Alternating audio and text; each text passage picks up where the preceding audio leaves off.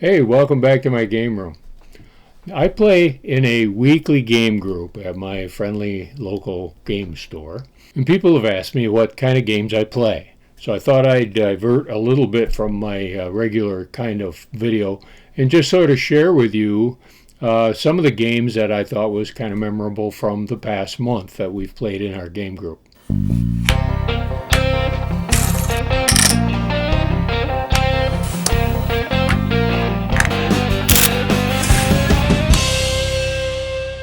Our local sessions generally end up being 4 to 8, maybe more people. Usually if we get 10 people, we split up into separate groups, but sometimes we want to do a party game type thing. But it usually ends up being from 5 to 7, so we're always kind of looking for those games that we can play with 5 to 7 people. And there are quite a few of them out there, so we generally keep ourselves busy for our regular weekly 3-hour session. Alphabetically, the first one on my list is a game called Fast Sloths.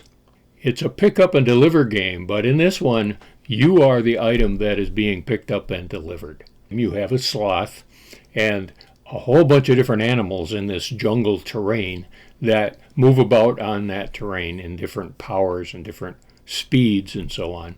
And so you have to hop aboard a different animal and try to make it to certain goals around the board. The rules are pretty straightforward. The choices are fairly clear. And there's a lot of variety there because the different pieces and powers is different every time you play. But they're not overly complex, so there's not a lot of things that you have to keep track of as you play. Very fun little game. Highly recommend it. It is kind of expensive, though. Hopefully, if it catches on, maybe the price will go down a bit. But a good one to look up. Fast Sloths. The next game on the list is Get Bit.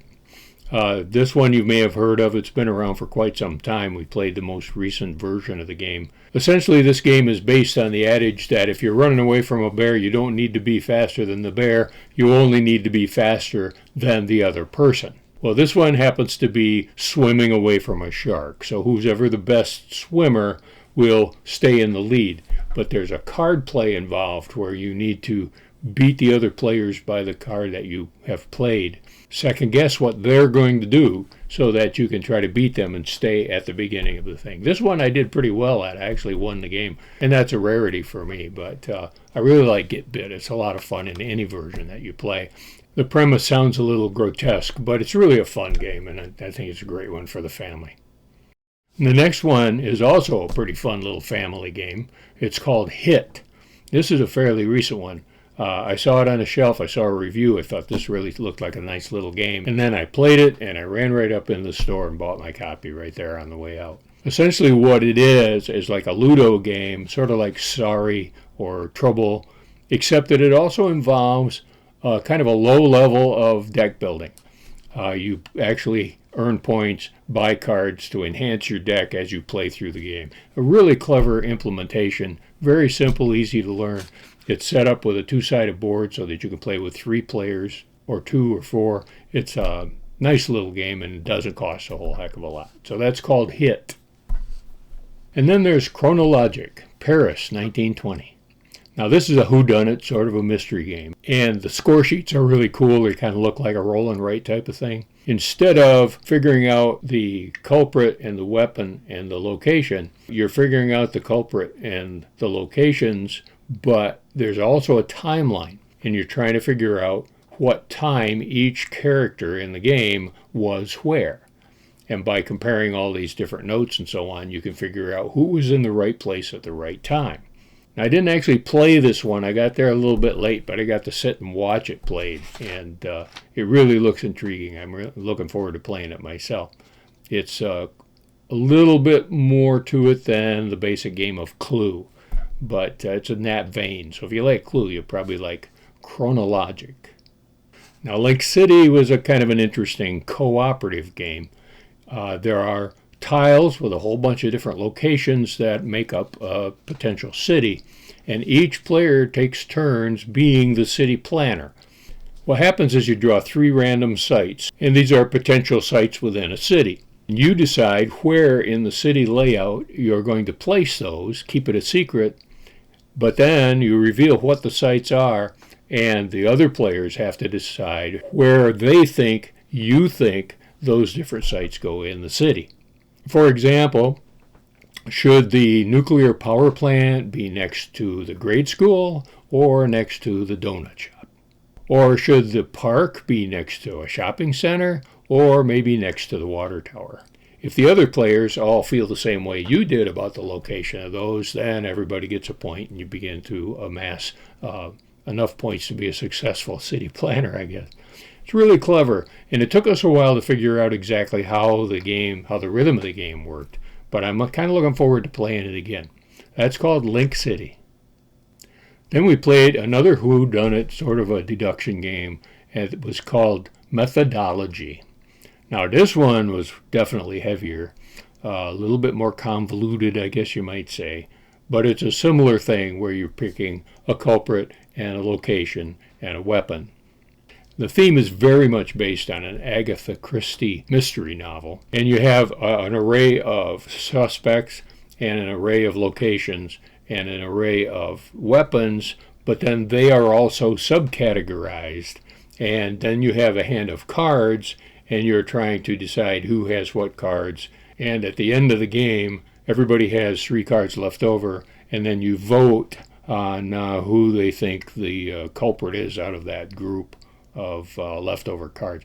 The voting thing was a little awkward. It didn't seem to go very smoothly. It could be we misread the rules, but it seemed a little bit illogical. Also, it would have been a great benefit for each player to have a little cheat sheet to remind them of the sequence of events and so on. But if you're really into whodunits and you've got a big table to lay out all this information on, Methodology is a good choice for you.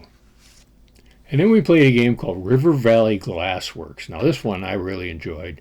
It has a very clever set of little clear plastic tiles that represent a stream moving along.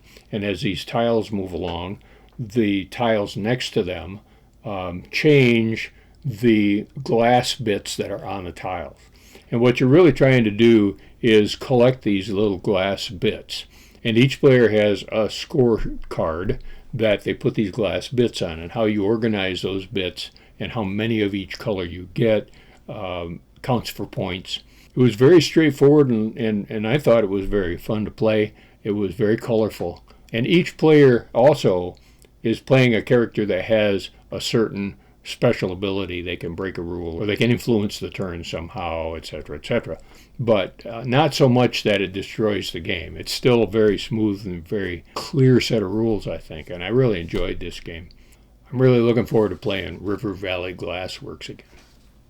Another game we played just recently was called Seers Catalog, and I'd seen advertisements for it. I didn't quite get it from the advertisements and so on, but one of the members of our group brought it in, and we gave it a play. It's a trick-taking game. It's got a kind of a Great Del Moody sort of matching the quantity of cards that are laid down to try to win tricks. But then there are some cards that have special powers and break the rules. And keeping track of those was a real challenge. We were constantly going back to the book to try to figure out exactly what happens when one of those cards was played. And now, I'm not saying this because of the fact that I lost this game miserably, but it didn't feel fun to me. There are aspects of it. There are other games that do similar things that I think were a lot more fun. I think it was just because it was difficult to know what these cards did. The more you play, the more you'd get used to it, I'm sure. But I've got to confess, I hadn't lost a game this badly in a long time. In fact, my score was so negative that if you took the other 4 players' scores, added them together, and put a negative sign, I would still have lost more negatively than everybody else. It was a miserable set of cards that I had, especially on the last round. But really, there's a theme about something about potions and wizards and werewolves and stuff, but I never even noticed the theme. It just had nothing to do with the game itself, in my opinion. So I probably won't be buying this one. We played a game that is one of our old standbys, one that's a super popular game I'm sure you're all familiar with, and that's Splendor. Now, Splendor is a very popular game. It's come out in a lot of different versions, different themes, there's expansions, etc., etc. We just played the base game. It's a nice little filler for that. I didn't do too bad. Out of the 5 of us, I came out in third. I tend to play to try to get those nobility tiles and the extra points from those. I played a lot on my iPad against the AI. I really like Splendor. And then finally, number 10 in this list was a little game that was called The Gang.